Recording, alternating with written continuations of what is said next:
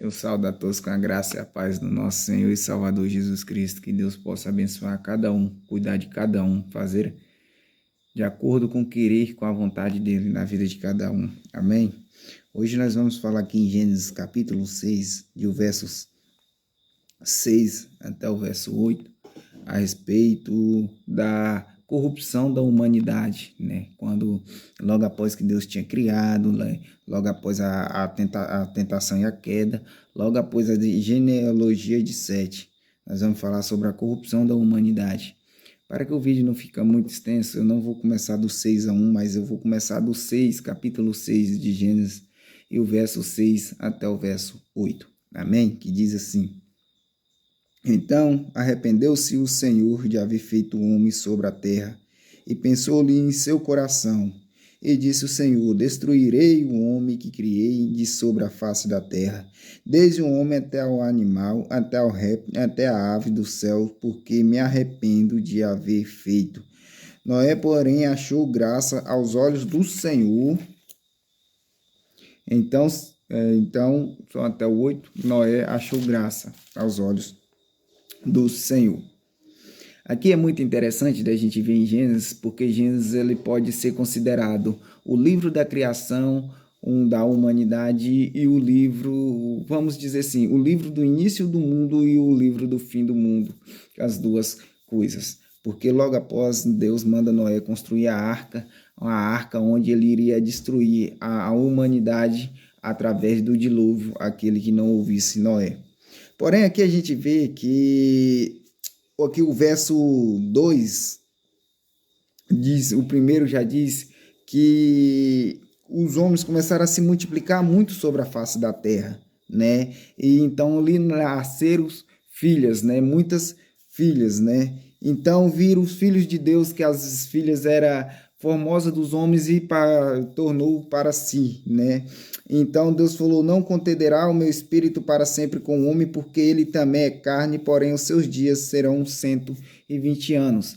Por causa disso ter acontecido, então Deus estabeleceu um período para até onde o ser humano iria viver, até os 120 anos. Por causa dos filhos de Deus, que a gente pode dizer que são os anjos caídos, que pegou as filhas do ser humano e casaram, que foi onde nasceram os gigantes, que a gente pode colocar nessa alta escala como Golias.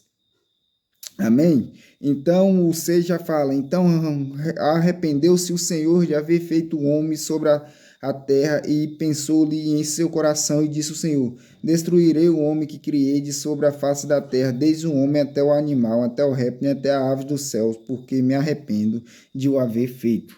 Aqui a gente vê, porque aqui dá para a gente imaginar, né, o tamanho arrependimento de Deus, talvez a gente possa dizer assim, né, mas Deus não é homem para que se arrependa, né, mas a gente pode imaginar que a corrupção, a prostituição, a tentação, a corrupção da humanidade estava tão avançada que Deus chegou em pensar em seu coração que tinha se arrependido de ter feito o ser humano, de ter feito o homem.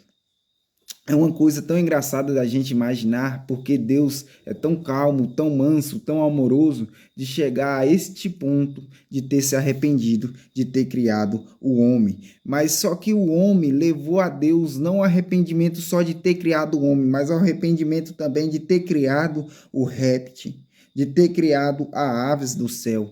Né? Levou a Deus a arrepender tudo isso. Então o Senhor pensou em destruir o homem, destruir o réptil, destruir a ave, pensou em destruir tudo, porque ele tinha se arrependido de ter feito o homem. Porém, Noé achou graça aos olhos do Senhor, que foi onde Deus deu uma segunda chance à humanidade, que a gente pode dizer assim. Porque até então Deus queria destruir tudo, acabar com tudo. Talvez se Deus tivesse acabado com tudo, não existiria nem eu nem você. Mas Deus viu Noé, achou graça em Noé e fez com que ele criasse a arca, fizesse a arca. Aí todo mundo já sabe que fez a arca e salvou a humanidade, não só do ser humano, mas do réptil, da ave e de todo ser vivente. Amém? Essa é a palavra de hoje. Fica todos na paz.